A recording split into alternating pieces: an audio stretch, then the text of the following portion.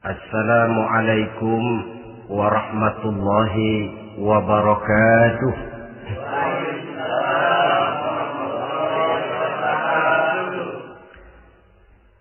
Alhamdulillahi rabbil alamin. Wassalatu wassalamu ala ashrafil anbiya'i wal mursalin Sayyidina wa maulana Muhammadin wa ala alihi wa ashabihil mujahidin at-tahirin, amma ba'd. Saudara hadirin kaum muslimin rahimakumullah. Dalam kehidupan sehari-hari kita selalu berhadapan dengan dua hal yang berlawanan, dengan dua hal yang kontroversial kata orang sekarang, yang kita diharuskan memilih satu di antara kedua hal itu.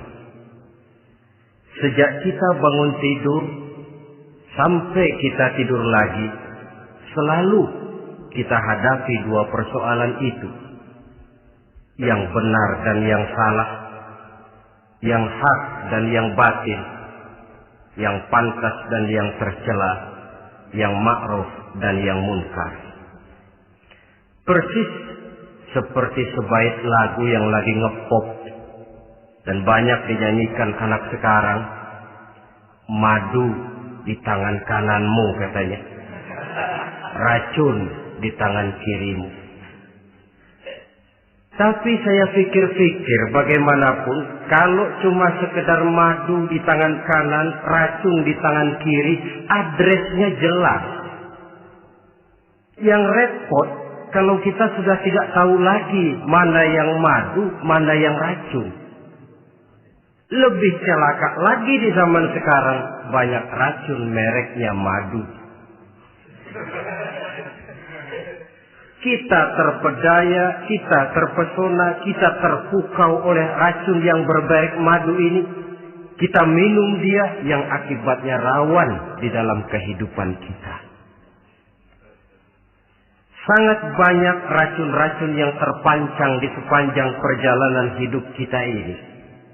Dan dua di antara racun kehidupan itu akan kita bicarakan pada pertemuan kali ini, yakni arak dan judi, minuman keras dan judi.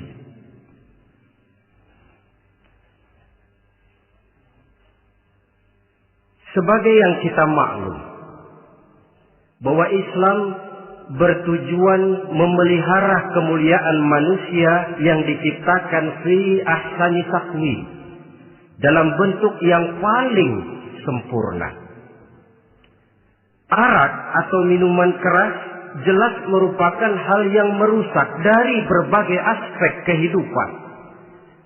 Entah kesehatan tubuh, entah pertumbuhan akal, ketentraman rumah tangga, ketentraman masyarakat, bangsa dan negara. Cobalah sejenak kita adakan penyelidikan. Kalau masuk kita ke dalam penjara, melihat sel-sel di sana, berapa banyak yang mendekam di sel karena urusan minuman keras. Masuk kita ke rumah sakit, berapa banyak yang dirawat akibat minuman keras, akibat stres yang dialaminya. Berapa banyak rumah tangga berantakan, berapa banyak pembunuhan terjadi, pemerkosaan terjadi akibat daripada minuman keras ini. Yang paling ironi kalau dia sudah menyerang anak-anak muda kita. Padahal kita tahu remaja, pemuda adalah bentuk miniatur daripada kehidupan suatu bangsa. Akan bagaimana warna Indonesia 20, 30, 40 tahun yang akan datang, remaja dan pemuda kita jawabannya. Bahkan dari segi agama pun, akan bagaimana warna Islam di Indonesia 20, 30 tahun yang akan datang, remaja itu pula jawabannya. Karena itu tidak terlalu berlebihan kalau saya berkata bahwa untuk menghancurkan Islam di Indonesia ini tidak perlu menghancurkan pondok pesantren, tidak perlu menutup masjid, melarang pengajian, menyegel musola, tidak perlu. Untuk menghancurkan Islam di Indonesia cukup dengan meracuni remaja, pemuda-pemudi Islam di Indonesia. Kalau mereka sudah diracuni, dijauhkan dari agamanya, masalahnya tinggal menunggu pergantian generasi. Maka yang jadi pilot proyek jelas remaja, pemuda, termasuk dengan menanamkan pengaruh minuman keras. Ditanamkan ke tengah remaja kita ini untuk jauh dari tuntunan agama. Hei pemuda-pemuda Islam, kalau kau mau jadi pemuda modern, jangan dekat-dekat ke masjid. Masjid khusus 60 tahun ke atas. Sepertinya di depan masjid itu ada papan pengumuman masjid khusus 60 tahun ke atas. Baca Quran kolot. Seiring dengan itu lalu modernisasi diartikan dengan westernisasi. Kau tidak akan bisa jadi pemuda modern sebelum semua yang datang dari barat kau telan mentah-mentah. Kau harus bisa bergaul seperti orang barat, berumah tangga macam orang barat, makan minum seperti orang barat. Kalau nyanyi lagu barat yang orang lain gak ngerti, kamu juga gak tahu.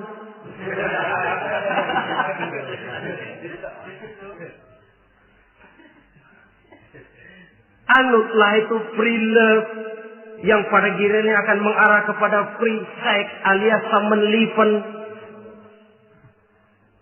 Isaplah itu ganja, morfin, narkotik.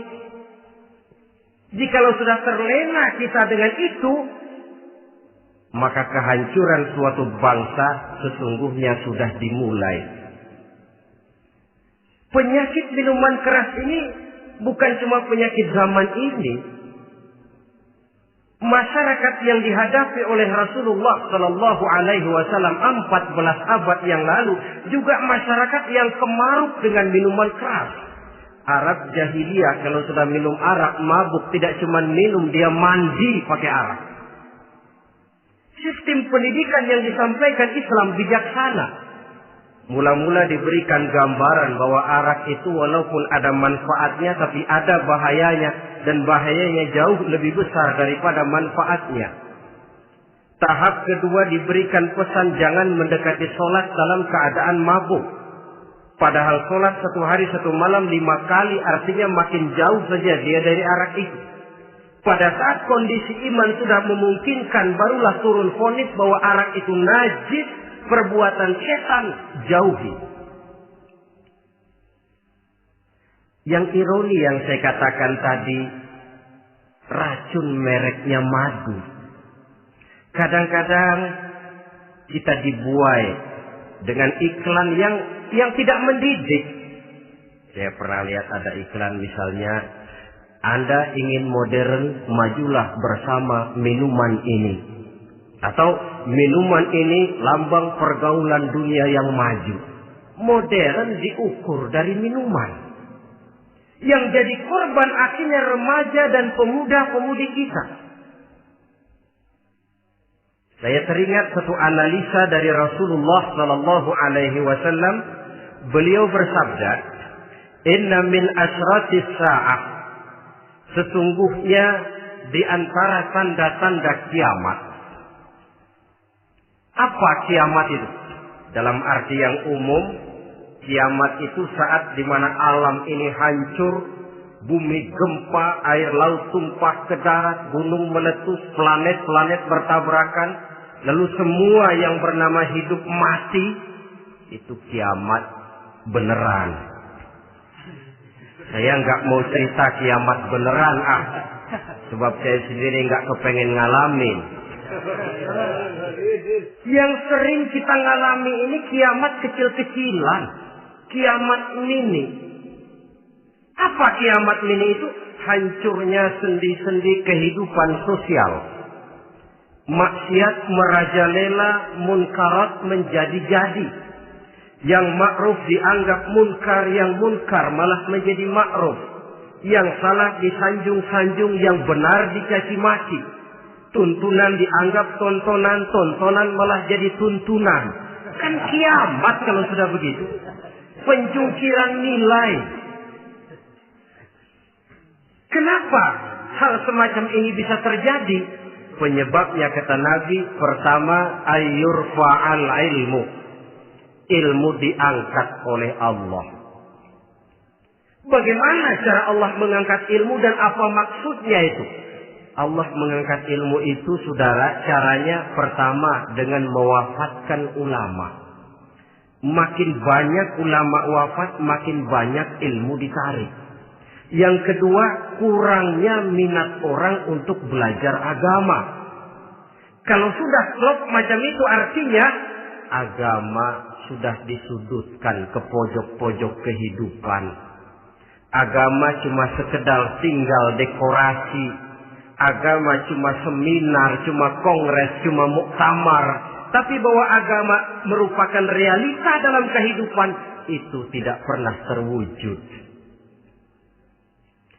Kalau ulama sudah tiada, minat orang belajar agama berkurang, maka ajaran Allah tidak lagi didenungkan orang.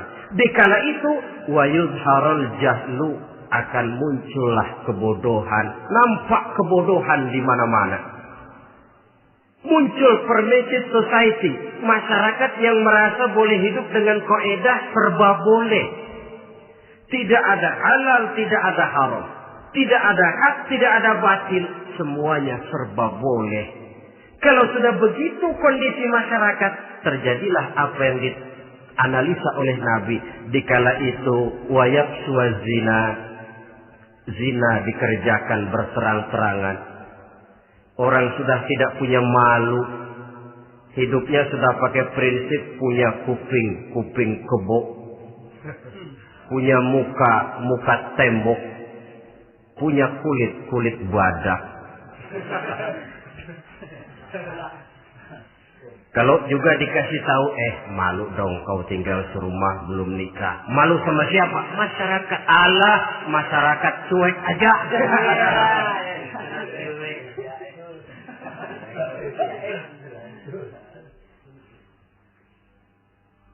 Bukankah realita kalau kita ikuti surat-surat kabar, berapa banyak sudah gadis-gadis bergelimpangan jadi korban? Berapa banyak bayi-bayi yang lahir ke alam ini tanpa harus tahu kemana dia mesti manggil bapak. Yang akhirnya mengalami ketrakisan, dimasukkan ke dalam kantong plastik, dibuang ke tempat sampah. Kalau itu sudah terwujud, muncul efek negatif yang kedua. Wa yushrabal khamr. Arak, minuman keras jadi kebanggaan. Anak muda belum nyohor kalau belum bisa mabuk. Yang gak mabuk dianggap kolot. Kampungan loh. Bikin malu baru kena segelas aja udah miring.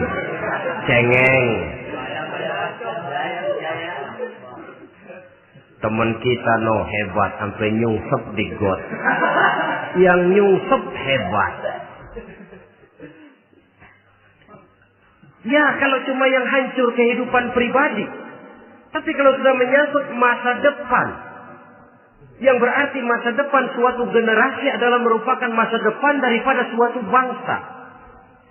Begitu kerasnya Islam ini melarang minuman keras. Sampai bukan cuma sekedar meminumnya saja yang diharamkan, tetapi juga dilarang mengimportnya, memproduksinya, membuka warung yang menjual minuman keras atau bekerja di tempat penjualan minuman keras. Ada juga yang nyerempet-nyerempet, Pak, kalau sedikit kan nggak apa-apa, nggak mabuk ini. Nah, saya ingatkan hadis Nabi diriwayatkan oleh Imam Ahmad, Abu Daud dan Turmuzi.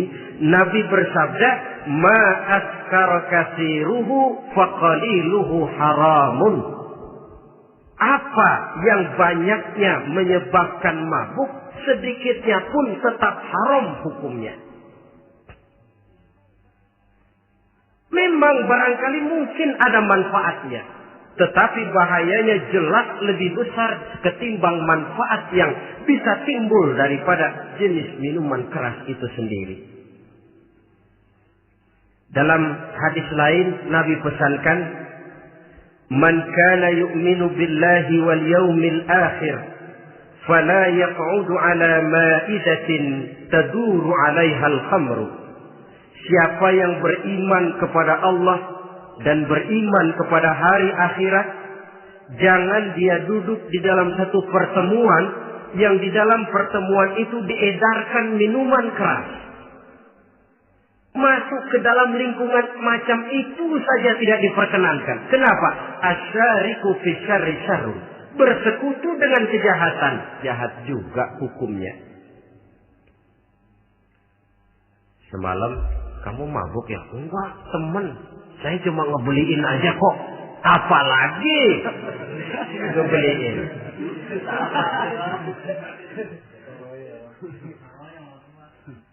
Sebab apa? Dalam keadaan mabuk, orang tidak lagi bisa berpikir secara logik. Daya kontrol hilang, artinya perbuatan sudah tidak terkontrol lagi. Yang pertama. Yang kedua, IQ tidak akan tumbuh dan berkembang secara normal seperti yang kita harapkan. Yang ketiga, harga diri akan runtuh hancur di tengah masyarakat. Bayangkan kalau tengah malam kita digotong orang diantar ke rumah kita. Dengan kondisi macam itu masih punya muka kita untuk tegak di tengah masyarakat. Masih punya harapan kita untuk tumbuh menjadi pemimpin sementara orang terkenang. Ini kan yang kemarin malam gua gotong, dia lagi mabuk. Harga diri, kepribadian. Jangan lupa saudara, kita hidup di tengah masyarakat. Masyarakat itu punya hukum yang tidak tertulis, tapi lebih kuat dan lebih kejam daripada hukum tertulis. Orang bilang, sekali arang tercoreng di dahi, seumur hidup orang akan tetap ingat. Makanya Rasulullah dalam hadis memberikan tamsil untuk adik-adik remaja muslim ini, masalul mu'min kamasalin nahli. Perumpamaan orang yang beriman itu persis seperti tawon. Mentalitas orang mukmin persis tawon. Apa mentalitas tawon? Kalau kita ngaji bab tawon, kita renungi apa keistimewaan tawon. Saya lihat-lihat, ternyata tawon itu punya 4 keistimewaan. Pertama, tawon itu yang dihisap selalu saripati bunga. Bagus makanannya. Belum pernah tawon keliru makan. Saya belum pernah dengar kok ada tawon makan tahu.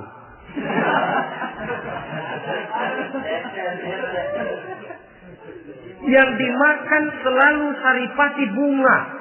Artinya apa? Orang mukmin perutnya itu perut selektif. Yang dimakan yang baik-baik, yang diminum yang baik-baik. Yang baik menurut agama itu adalah yang halal, thayyibat. Perutnya selektif, bukan perut asbab. Kalau asbab untung apa saja masuk ke dalamnya. Tapi mukmin perutnya ini selektif. Daging kambing masuk, tahu masuk, kangkung masuk, kodok minggir. Air kelapa minum, kopi minum. Tapi kalau sudah berbau minuman keras, minggir. Sebab apa? Makanan dan minuman yang kita masukkan ke dalam perut besar ini akan digiling dalam perut besar, akan melahirkan energi, menggerakkan sel-sel pembuluh saraf. Kalau makanan dan minuman itu terdiri dari yang haram, energi yang ditimbulkan olehnya energi yang haram, mempengaruhi sel-sel pembuluh saraf. Orang akan cenderung berpikir yang haram kalau terlalu sering memakan makanan haram. Kalau sudah berpikir kepada yang haram, perbuatan pun akan mengarah kepada yang haram juga. Contoh kecil aja dah, ada nggak maling mikirin majelis taklim? Karena yang dimakan lebih banyak yang haram, yang dipikir paling-paling nanti malam rumah siapa lagi nih ya? Sudah mengarah ke sana.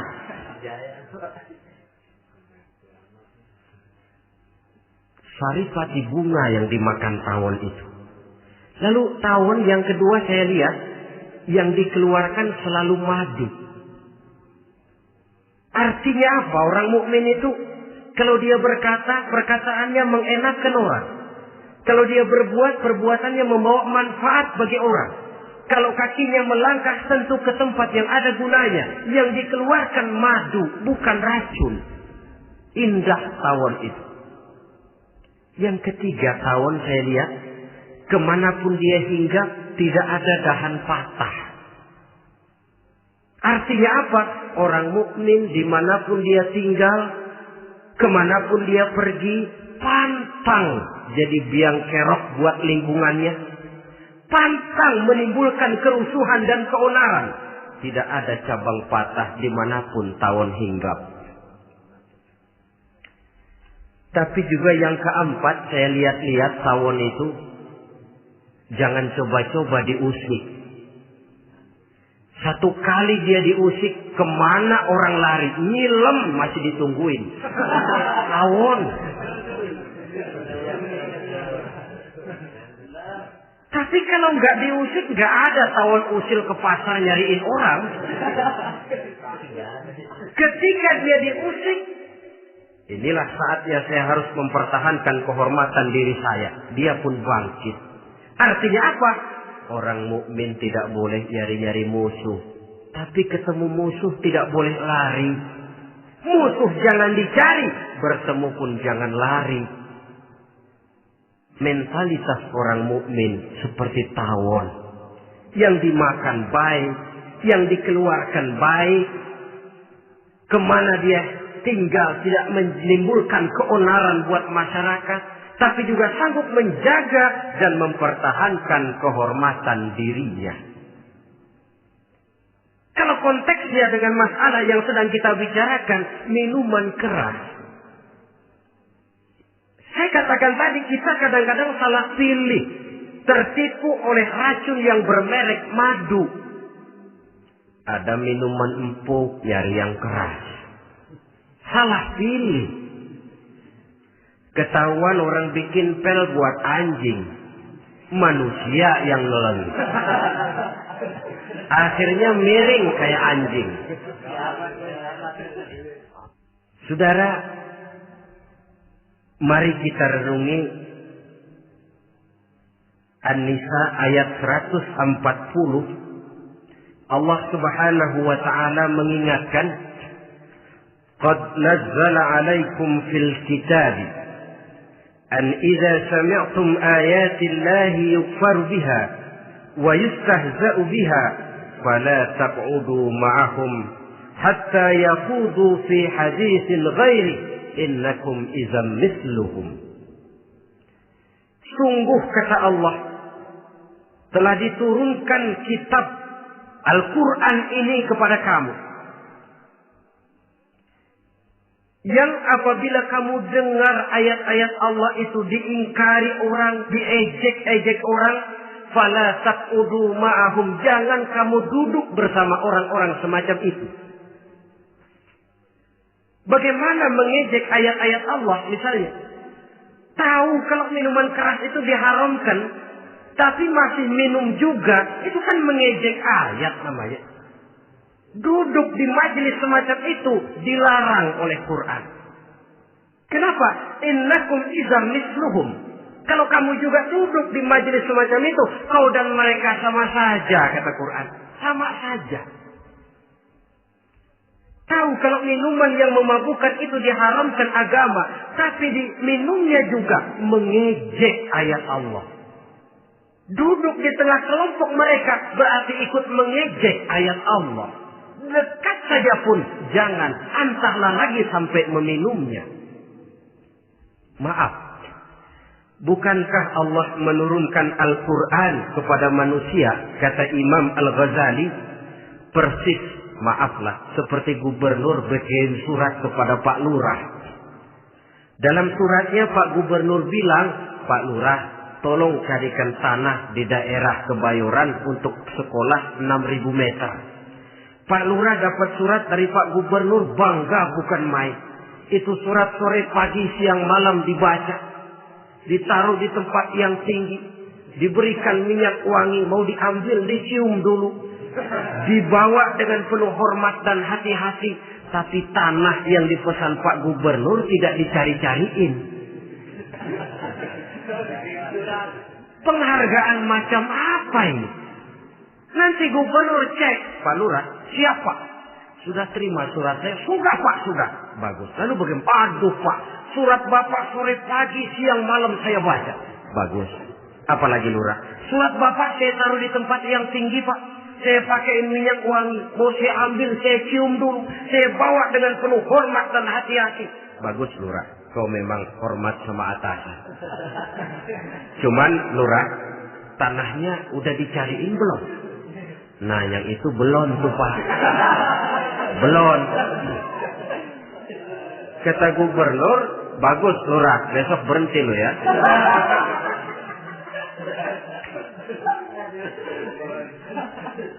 Membacanya memang penting. Al-muta'abbad bitilawatihi, beribadah dari sebab membacanya. Tapi setelah kita baca, kita tahu isinya. What next? Mau apa kita dengan isinya itu?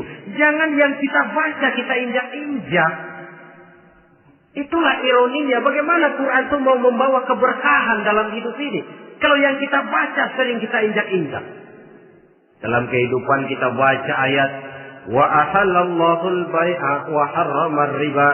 Allah halalkan jual beli, Allah haramkan riba, tapi renten ditelan terus.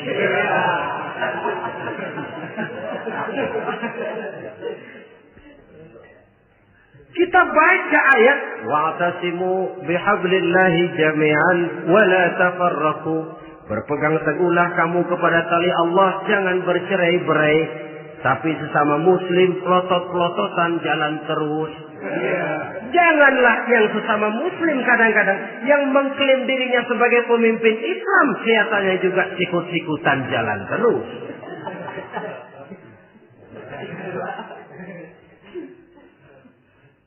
Sehingga tidak heran kalau orang bilang di bawah ngamalin ayat kursi sudah sampai di atas ayat hilang, tinggal kursi saja yang diamalin. Ironi dan menyedihkan.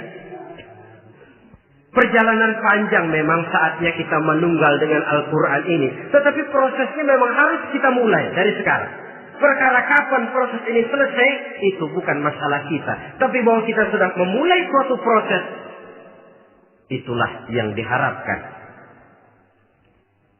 Hadirin yang saya hormati, oleh karena kerasnya peringatan Islam terhadap minuman keras, pernah satu hari seorang lapor kepada Khalifah Umar bin Abdul Aziz bahwa ada sekelompok orang berkumpul meminum minuman keras. Kata Khalifah Umar bin Abdul Aziz, jerah mereka, hukum, cepat.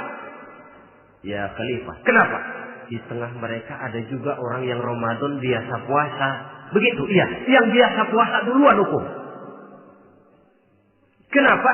Mengerti memang lebih besar resikonya daripada tidak mengerti. Kalau yang tidak mengerti dilatar belakangi oleh kebodohan, barangkali masih bisa ditolerir, masih bisa dimaklumi. Ini toh sudah tahu mau puasa, kenapa berkumpul di majelis yang ada minuman keras? Tapi memang kelompok ini kan memang selalu ada. Kita lihat dalam masyarakat itu kan ada 4 kelas. Pertama, ada orang yang tahu perintah dan tahu larangan. Ini the first class, kelompok terbaik. Perintah tahu, dia kerjakan. Larangan tahu, dia jauhi. Ini orang terbaik. Yang kedua, ada orang tahu perintah tapi tidak tahu larangan. Perintah tahu, larangan tidak tahu.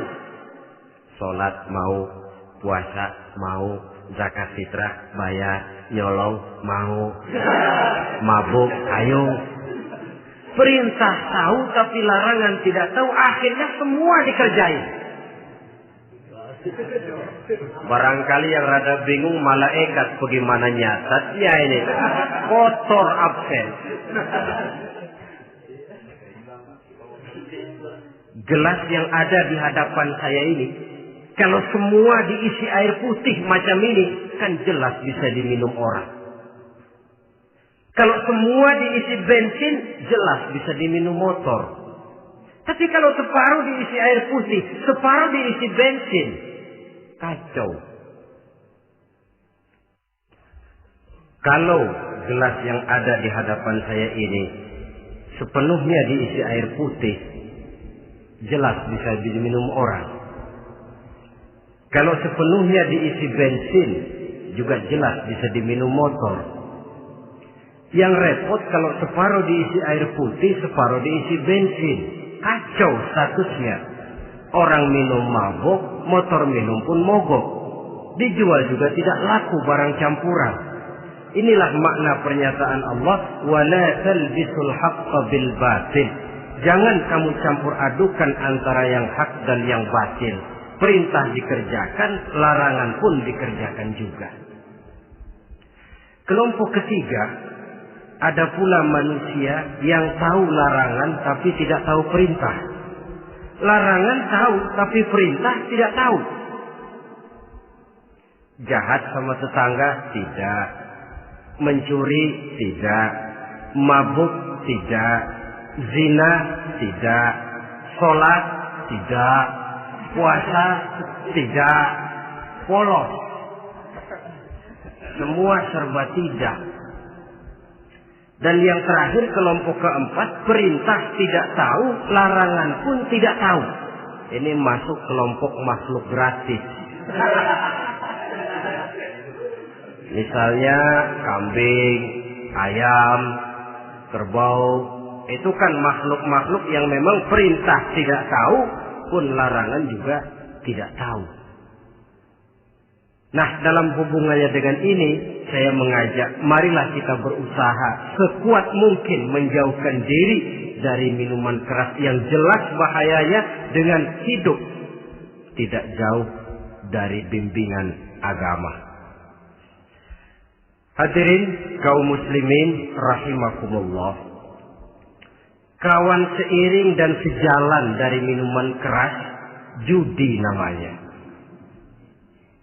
Saudara kembar barangkali. Yang satu sering menimbulkan yang lain, tetapi bukan tak jarang keduanya berjalan berdampingan. Posisi judi dan arak ini dalam Quran sama bahayanya. Apa sebab? Mentalitas judi adalah mentalitas sirkel, lingkaran setan. Artinya, yang menang biasanya ketagihan, yang kalah biasanya penasaran. Ini yang menyebabkan orang tidak mau berhenti. Kalau dia menang, dia ingin mencoba untuk menang dalam jumlah yang jauh lebih besar lagi. Kalau dia kalah, dia penasaran, kenapa hari ini kalah? Barangkali sial, besok malam saya tebus. Mental semacam ini memang sulit untuk berhenti. Kenapa judi diharamkan dalam Islam? Pertama, seorang muslim di dalam berusaha mencari harta, dia harus mengikuti sunnatullah. Kata kita orang muslim, hukum alam kata orang sekarang, natural of law bahasa kerennya.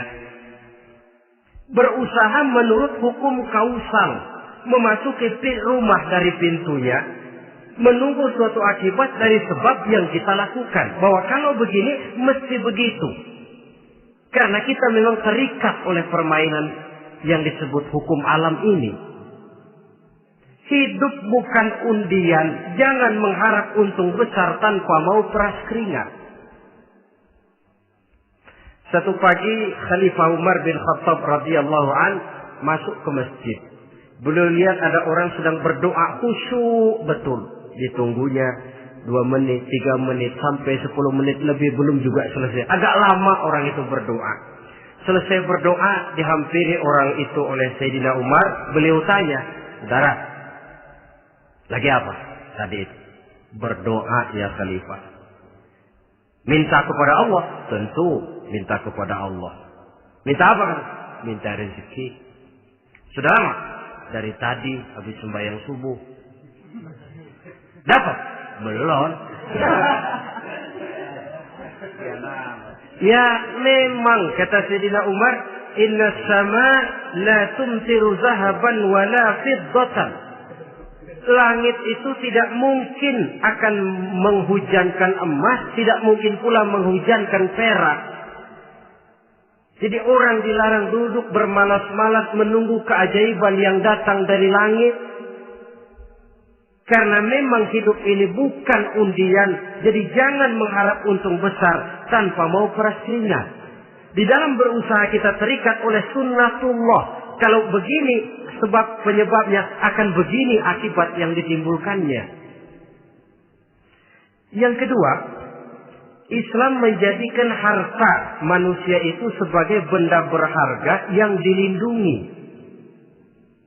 Mengambilnya dengan judi termasuk memakan harta orang lain dengan cara yang batil. Yang ketiga, judi itu sendiri dapat menimbulkan permusuhan dan pertentangan antara para pemain itu sendiri. Meskipun kelihatannya kompak duduk dalam satu meja yang saling berhadap-hadapan, yang kalah kelihatannya pasrah, tetapi kan itu cuma kulit permukaan. Batinnya bagaimanapun juga yang kalah itu tetap mendendam. Sedangkan yang kalah di samping mendendam juga mengomel, mencaci mungkin. Ya lawan bermainnya, ya mungkin juga dirinya sendiri. Dan yang keempat, judi itu merusak aktivitas hidup. Membuat orang membuang waktu dengan tidak terasa. Dan yang pada gilirannya melupakan orang kepada tanggung jawab. Wah, kalau sudah memegang kartu, konon kabarnya, saya sendiri alhamdulillah belum pernah.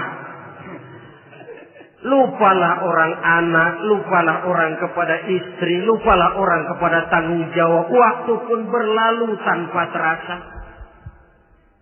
Apalagi kalau sudah diiming-iming oleh gambaran akan memperoleh keuntungan yang besar. Termasuk di dalam judi itu undian, apapun namanya. Yang usaha ke arah ini seharusnya tidak dipermudah, walaupun dengan embel-embel dana kemanusiaan, sumbangan sosial. Saya tidak begitu yakin, saudara, bahwa bangsa Indonesia ini sudah begitu menipis rasa kemanusiaannya, sehingga untuk berlaku sosial mesti diimbangi dengan hadiah sekian juta rupiah. Saya tidak percaya bahwa umat Islam di Indonesia sudah begitu tipis rasa kasih sayangnya kepada sesama, sehingga sulit mengeluarkan bantuan kalau tidak diimbangi dengan hadiah yang sekian puluh juta rupiah. Yang saya khawatir apa? Pada gilirannya di negeri ini akan makin banyak penghayal-penghayal kelas berat, tukang-tukang ngelamun kelas tinggi, yang hidup cuma ngumpulin jikalau andai kata umpama misalnya orang sudah kemana-mana kita masih menghitung jikalau.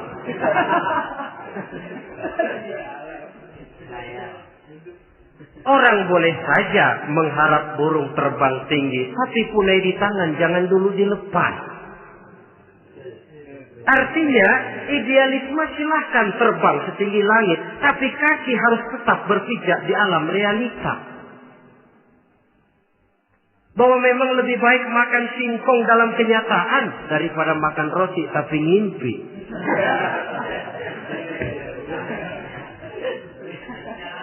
Kadang anaknya menangis, Pak minta jajan, ada uang 200 rupiah. Sudahlah sabar, kau jangan jajan, nanti bapak beliin kalau tembus 100 juta nih. Akhirnya yang 100 juta tidak, anak pun kelaparan. Bukankah akan jadi masalah bagi semuanya? Belum lagi rasa sayang kepada harta yang sudah dia miliki. Entah itu tanah, rumah, kendaraan. Kalau sudah kadung kalah di meja judi, hilang rasa sayang kepada benda itu. Ada rumah-rumahnya dilelang, ada kendaraan-kendaraan jadi taruhan. Ada jam tangan pun copot tanpa terasa. Maka berapa banyak rumah tangga berantakan, istri minta cerai, orang jadi nekat merampok, orang jadi nekat mencuri, korupsi kalau dia pejabat. Akibat apa ini? pengaruh yang namanya judi. Saudara kaum muslimin, ma'asyiral muslimin rahimakumullah. Itu sebabnya di dalam surah Al-Maidah ayat 90 Allah menekankan innamal khamru wal maisir wal ansab wal azlam rijsun min amali syaitan fajtanibuhu la'allakum tuflihun. Sesungguhnya arak, judi, berhala, mengundi nasib itu rijsun. Ya Allah, jarang benar Quran menggunakan kalimat rijsun. Rijsun ini sudah merupakan puncak kekotoran. Bapak moyangnya najis, itu rijsun. Rijsun, kotor. Sudah kotor ditambah pula min amali syaitan, pekerjaan setan. Wajtanibuhu, jauhi. Jangan sampai main, dekat saja tidak boleh, jauhi. La'allakum tuflihun, jikalau kamu mau menjadi orang-orang yang beruntung. Sejarah tidak pernah mencatat ada orang jadi miliuner karena judi. Sejak David Rockefeller sampai Aristotle Onassis, orang-orang kaya top di dunia, mereka kaya bukan karena judi, tapi karena kemauan peras keringat, banting tulang, mau memulai sesuatu dari kenyataan yang real di depan mata. Sebab apa? Hidup ini memang perjuangan. Janganlah kita ingin hidup dengan satu prestasi, ingin tetap hidup seperti apa adanya sekarang ini saja, toh kita harus berjuang. Apalagi ingin hidup lebih baik, lebih terhormat, lebih mudah. Hidup perjuangan. Perjuangan berarti pengorbanan. Berani hidup artinya berani berjuang. Berani berjuang maksudnya rela berkorban. Takut berkorban, jangan berjuang. Tidak mau berjuang, berhenti hidup. Itu logika. Dan bagaimanapun saya yakin lebih baik berkorban daripada menjadi korban. Kalau sekarang kita berkorban, peras keringat, banting tulang, berusaha secara sunnatullah untuk menghidupi anak, istri, keluarga, pada satu saat kita tidak akan menjadi korban kebrutalan anak-anak kita sendiri. Kalau mereka dibesarkan dan tumbuh berkembang oleh hasil yang diperoleh dari meja judi. Ayat 91 Al-Maidah ini lebih memperkuat lagi. Kalau itu arak, judi, berhala, mengundi nasib adalah perbuatan setan, sebenarnya setan mau apa sih? Ayat 91 menegaskan, innama yuridu syaitanu ayyuqi'a bainakumul adawata wal baghdha'a fil khamri wal maisir. Yang dimaui setan itu tidak lain supaya dengan arak dan dengan judi timbul rasa permusuhan, sikap memusuhi, saling marah di antara kamu. Coba, biasanya dalam meja judi sudah loyo, waktu juga sudah berlarut-larut. Yang menang mau berhenti, apa yang kata yang kalah? Berhenti dah, gue wacok loh. Enak bener, gue lagi kalah, lu berhenti. Coba, kira-kira kapan akan selesai permainan? Akan timbul permusuhan, akan timbul rasa dendam, kesumat yang ditanamkan oleh setan.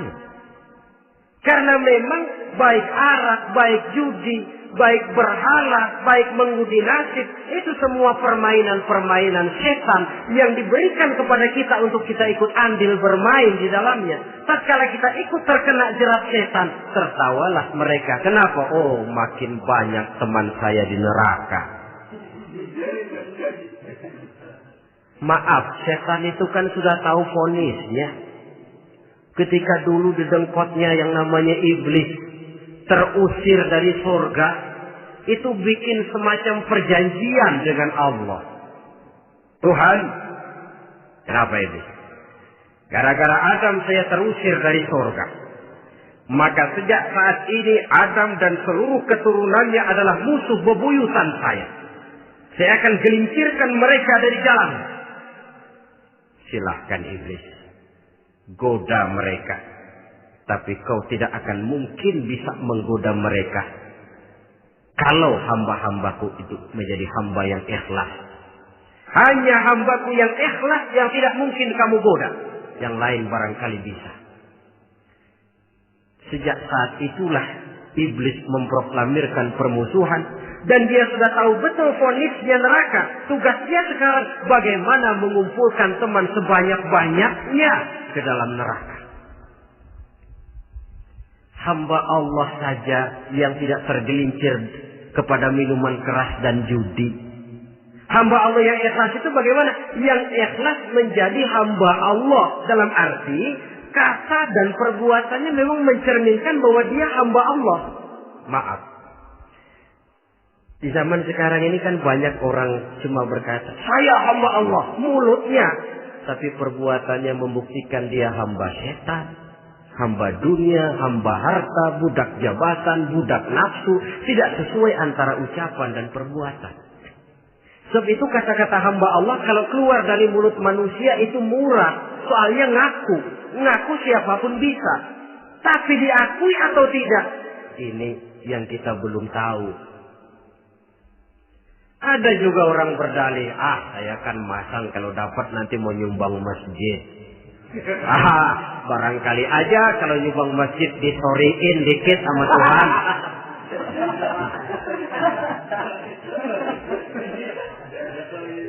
Apa bisa begitu? Saudara, kita tidak mungkin mencuci kain dengan air najis. Innallaha thayyibun, kata Nabi, la yaqbalu illa thayyiba. Allah itu baik dan hanya menerima yang baik. Bahwa dalam Islam tujuan yang baik harus dicapai dengan prosedur yang baik. Bahwa niat menyumbang masjid bagus, tapi hasil daripada judi atau undian tidak akan menyampaikan kita kepada tujuan itu. Tidak boleh mencuri kain walaupun niatnya untuk sholat. Kalau nyolong kain niatnya buat sembahyang, dimaafin kali. Walaupun sholatnya sah, mencuri kainnya tetap saja dosa. Islam tidak menghalalkan segala cara untuk mencapai suatu tujuan. Bahwa tujuan yang baik harus dicapai dengan cara yang baik juga. Dan penyakit judi ini juga bukan penyakit baru. Sejak dulu. Masa jahiliyah judi mereka. Saya kira kalau Las Vegas, kota judi Amerika saja barangkali masih kalah dengan cara judi jahiliyah dulu. Mereka kalau sudah judi itu uang. Habis uang ada punya tanah pasar, taruhan. Habis tanah ada rumahnya dipasang. Apalagi yang ada? Ternak unta dipertaruhkan. Harta habis, rumah ludes, kebun binasa. Ada istri juga dipasangin. Judi.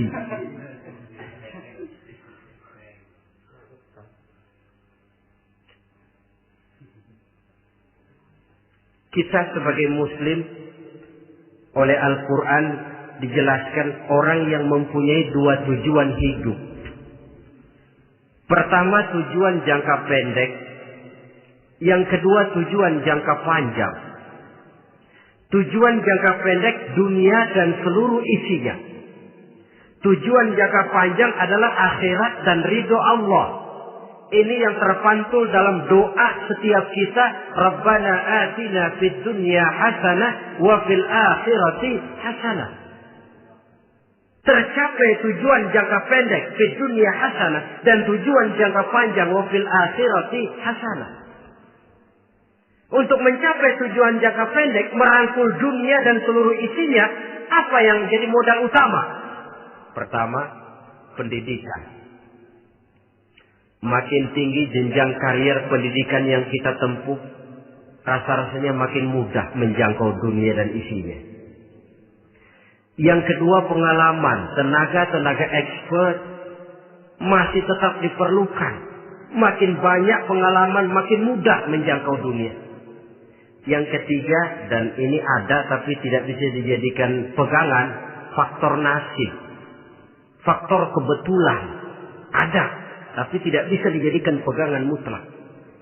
Pendidikan, pengalaman, ingin menjangkau fid dunia hasanah. Ini modal utama. Lalu untuk mencapai fil akhirati hasanah, prestasi ibadah. Bagaimanapun tinggi pangkat dan jabatan kita, bagaimanapun banyak gelar kita sandang, tanpa prestasi ibadah, nol besar kita dalam pandangan Allah. Itu sebabnya kita sholat. Jadi tidak beralasan kalau orang ditanya, kenapa sih kamu nggak sholat? Ah, tetangga saya sholat melarat terus. Memang sholat itu bukan untuk mencari uang kok. Kalau ada orang yang rajin sholat, rezekinya kelihatan lancar, itu cuma sekedar persekot. Uang muka, cashnya tetap di akhirat nanti. Efeknya apa? Karena kita punya tujuan jangka panjang, mengharap ridho Allah di akhirat. Cara kita mencapai tujuan jangka pendek dibatasi oleh pertanyaan, Allah ridho apa enggak? Kita cari uang, tapi pertanyaan pokok, Allah ridho enggak cara ini? Kita mengejar kedudukan, tapi Allah ridho enggak dengan cara ini? Ini yang menyebabkan kita lantas tidak lalu menghalalkan segala cara. Yang penting tujuan tercapai cara apapun halal. PKI. Kan cuma PKI yang berprinsip asal tujuan tercapai cara apapun halal. Dan kita sudah sepakat PKI dan seluruh ajarannya tidak berhak hidup di bumi Pancasila ini. Cuma jangan sekedar PKI-nya dikutuk tapi ajarannya dipakai.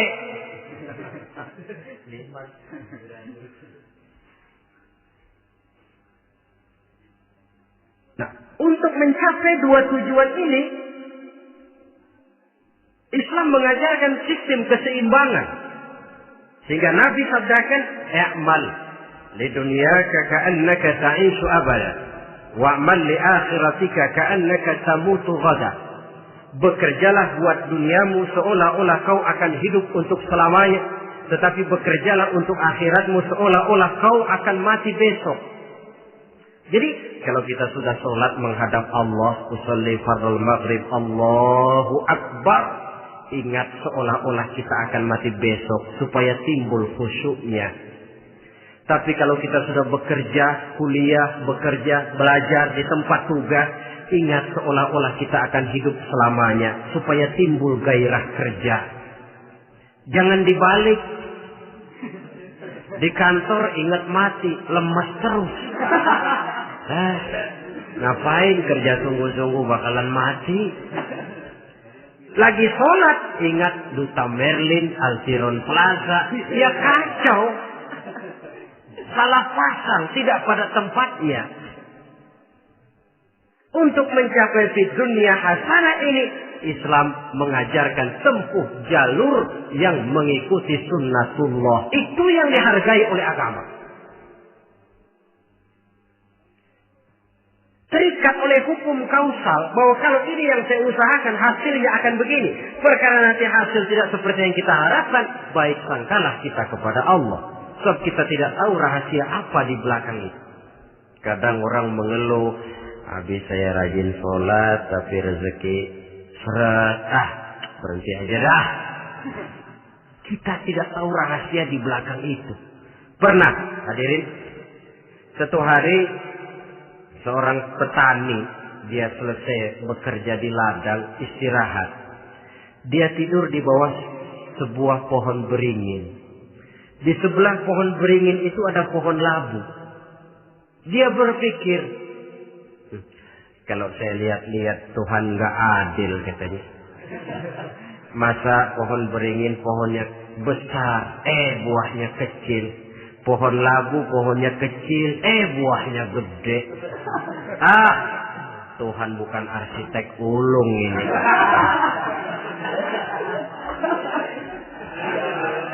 Mestinya supaya enak dilihat, beringin yang pohonnya besar buahnya sebesar buah labu. Pohon labu yang pohonnya kecil buahnya kecil saja sebesar buah beringin. Tidak adil Tuhan. Baru dia selesai berpikir Tuhan tidak adil, jatuh sebutir buah beringin tepat menimpa hidungnya. Dia terkejut. Astagfirullahaladzim. Kalau begitu saya sadar katanya, Tuhan benar-benar adil. Coba kalau buah beringin segede buah labu. Waduh, kayak apa muka saya ini?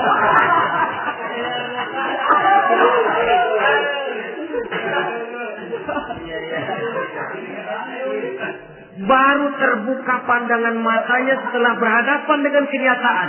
Baru keluar respek. Allah benar-benar adil. Padahal semenit yang lalu dia masih berkata, Tuhan bukan arsitek ulu. Tapi semenit kemudian setelah berhadapan dengan kenyataan yang real dia hadapi, Allah benar-benar adil.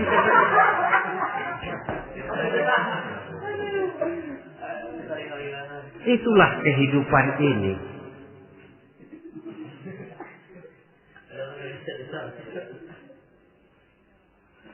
Saudara hadirin yang saya hormati, karena itu baik arak, baik judi, dua-duanya merupakan bahaya laten yang tidak hanya mengancam kehidupan agama, tetapi juga masyarakat, bangsa dan negara, apalagi kalau sudah jatuh kepada generasi penerus. Dan yang bagaimanapun juga saya berpikir sebenarnya remaja, pemuda, pemudi kita cuma korban dari suatu sistem. Sebab ini merupakan tanggung jawab bersama. Ulama mubalik macam saya paling wewenangnya cuma ngomong. Yang punya SK untuk memberhentikan pabrik minuman keras itu kan Menteri Perindustrian. Tangan-tangan eksekutif. Sehingga kalau Nabi katakan, Man ra'a minkum munkaran falyughayyir biyadihi wa illam yastati' fa bilisanihi wa illam yastati' fa biqalbihi. Apabila salah seorang kamu melihat suatu kemunkaran, termasuk minuman keras dan judi di dalamnya, rubah itu. Dengan cara apa? Kalau kau mampu dengan tangan, artinya power, kekuatan. Kalau dengan tangan tidak mampu, ini orang kalau gue pukul gue yang melintir. Umpamanya, fabilisan nih, dengan lidah ngomong. Mas, saya senang sampean tinggal di sini, kampung kami tambah warga, tapi tolonglah jangan bawa pengaruh yang tidak baik. Kalau ternyata bicara pun tidak berani, fabiqalbi, cukup dalam hati, sekurang-kurangnya tidak ikut membenci kemungkaran dalam hati, itulah kadar iman yang paling lemah. Ini secara umum. Tapi kalau hadis ini kita mau adakan semacam, katakan description of job, bahasa kerennya, kita adakan pembagian tugas. Siapa yang harus merombak kemungkaran dengan power? Penguasa, pemerintah, sebab dia punya aparat. Siapa yang merombak kemungkaran dengan lidah? Ulama, kiai, mubalik, ngomong. Siapa yang hanya merubah kemungkaran dalam hati? Kita umumnya rakyat lemah ini. Yang mau ngomong gak berani, tapi hati pegel. Nah, kalau sudah ada pembagian tugas semacam itu, insya Allah masing-masing akan berjalan pada relnya. Dan pada akhirnya selamatlah kita, bangsa Indonesia, umat Islam pada khususnya, dari bahaya, baik bahaya minuman keras maupun bahaya judi. Menyelamatkan bangsa dan yang lebih lagi menyelamatkan masa depan kita. Sekianlah saudara pertemuan kita pada saat ini. Mudah-mudahan ada manfaatnya. Terima kasih atas segala perhatian. Mohon maaf atas segala kekurangan. Usikum wa nafsi bitaqwallah. Wassalamualaikum warahmatullahi wabarakatuh.